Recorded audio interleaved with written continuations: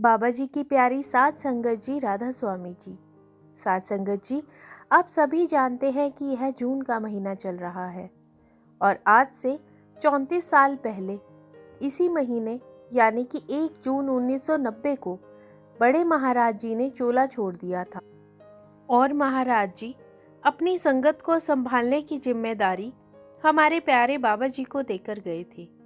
आज के दिन जब बड़े महाराज जी ने चोला छोड़ा था तो यह बात पूरे देश भर की संगत में फैल गई थी और अपने सद्गुरु के आखिरी दर्शनों के लिए पूरे देश भर की संगत डेरे में पहुंचने लगी।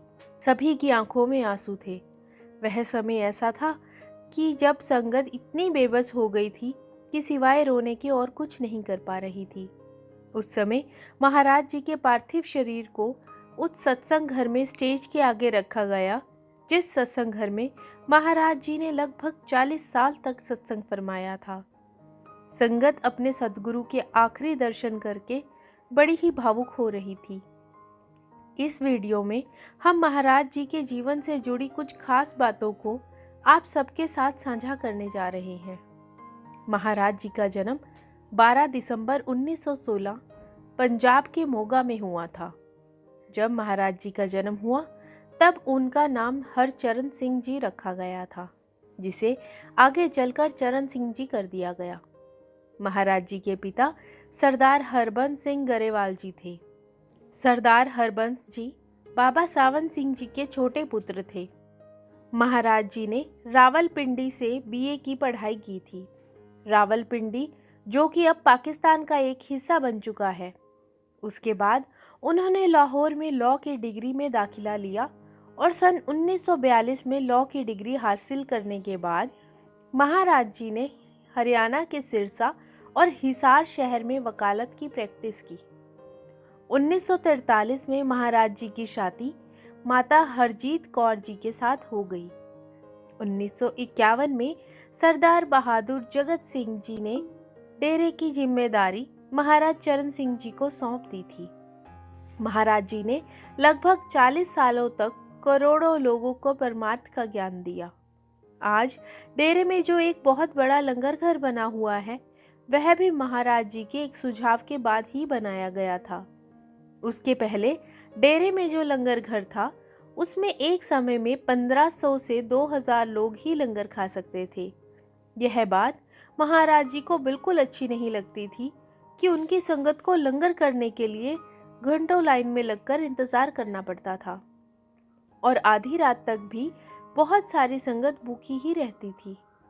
तो इसके बाद महाराज जी ने इंजीनियर की एक टीम बुलवाई और एक बहुत बड़े लंगर घर का निर्माण करवाने को कहा, जहां एक साथ 17,000 से 18,000 संगत एक साथ बैठकर लंगर कर सके। और धीरे धीरे लंगर घर को और ज़्यादा बड़ा बनाया गया और आज आप देख सकते हैं कि आज एक साथ 40 से 50,000 संगत भी लंगर खा सकती है। महाराज जी ने डेरे की और संगत की जिम्मेवारी अपने ऊपर ली, अच्छे से निभाई और फिर वह जिम्मेदारी उन्होंने अपने भांजे यानी कि मौजूदा सरकार बाबा जी को सौंप दी। और 1 जून 1990 को दिल की धड़कन रुक जाने के कारण महाराज जी सबको अलविदा कह गए। इसके ठीक 9 दिन के बाद यानी कि 10 जून 1990 को बाबा जी की दस्तार बंदी की गई। बाबा जी को गद्दी पर बिठाया गया। उस समय जब बाबा जी को गद्दी पर बिठाया गया तो उस कार्यक्रम में तब 20 लाख से ज़्यादा संगत डेरे पहुंची थी। बहुत सारे टेम्परेरी पंडाल संगत के रहने के लिए बनाए गए थे और इस पूरे कार्यक्रम को लगभग 60 टीवी लगाकर सारी संगत को दिखाया गया था। आज बाबा जी को हम जैसे भटके हुए लोगों को सही रास्ता दिखाते हुए 34 साल हो गए हैं। बाबा जी ने अब तक करोड़ों लोगों को उतारा है और महाराज जी द्वारा सौंपी गई जिम्मेवारी को बहुत ही प्यार और सेवा भाव से निभाया है। साध संगत जी, बाबा जी जब 32 या 33 साल के थे तब अपने पिताजी के साथ अपने मामा यानी कि महाराज जी के घर गए थे। उस समय महाराज जी बाबा जी को दूसरे कमरे में बिठाकर खुद बाबा जी के पिता के साथ अपने कमरे में गए और डेरे की पूरी विरासत और जिम्मेदारी के कागज बाबा जी के पिता को देते हुए बोले कि मेरे बाद डेरे की संभाल तेरा बेटा करेगा। इसके बाद जब बाबा जी के पिता कमरे से बाहर आए तो उन्होंने दूसरे कमरे में अकेले बैठे बाबा जी के पैर छू लिए, क्योंकि अब गद्दी पर बाबा जी को बिठाया जाना था। महाराज जी का फैसला जब बाबा जी को सुनाया गया था तब बाबा जी अंदर से टूटे हुए थे। महाराज जी को खोने का गम उनके चेहरे पर साफ दिखाई दे रहा था। फिर भी महाराज जी के हुक्म को सर माथे लगाकर उन्होंने वह जिम्मेवारी अपना ली। 10 जून 1990 को जब बाबा जी ने गद्दी संभाली थी तब सबसे पहले बाबा जी ने संगत को संबोधित किया था। तब बाबा जी ने बड़े ही भावुक शब्दों में संगत से कहा कि बड़े महाराज जी मेरे कंधों पर बहुत बड़ी जिम्मेदारी डालकर गए हैं और मैं अपनी जिम्मेदारी को तभी निभा सकूंगा अगर संगत इस प्रेम का थोड़ा सा हिस्सा मुझे भी दे सके जो संगत बड़े महाराज जी को देती थी। बाबा जी ने आगे कहा कि वह अपने आप को संगत की सेवा के लिए समर्पित करते हैं और अपनी आखिरी सांस तक संगत की सेवा करते रहेंगे।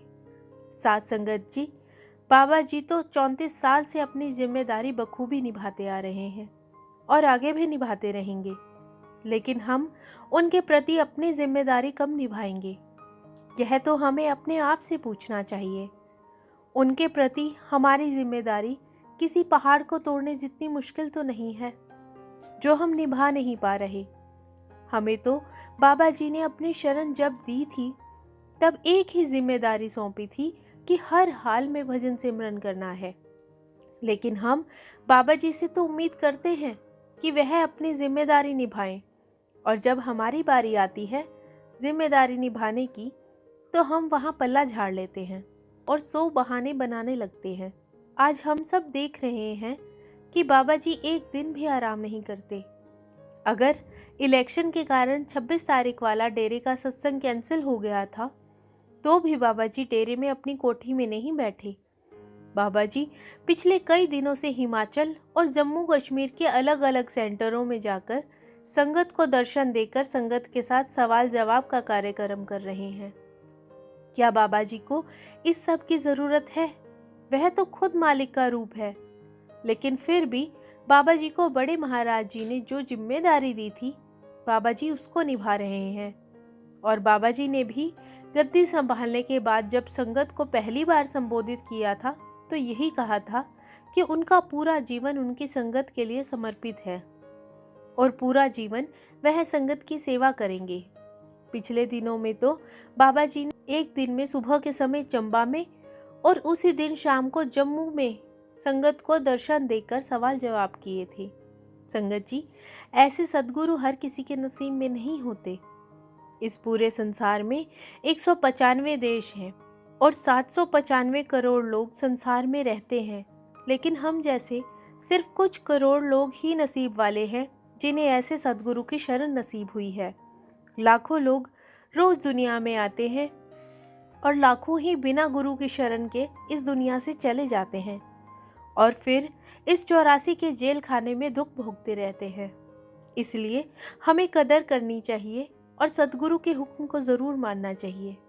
साथ संगत जी, आज की साखी आपको अच्छी लगी हो तो कमेंट बॉक्स में राधा स्वामी जी जरूर लिखें। वीडियो को लाइक, शेयर और चैनल को सब्सक्राइब जरूर करें। राधा स्वामी जी।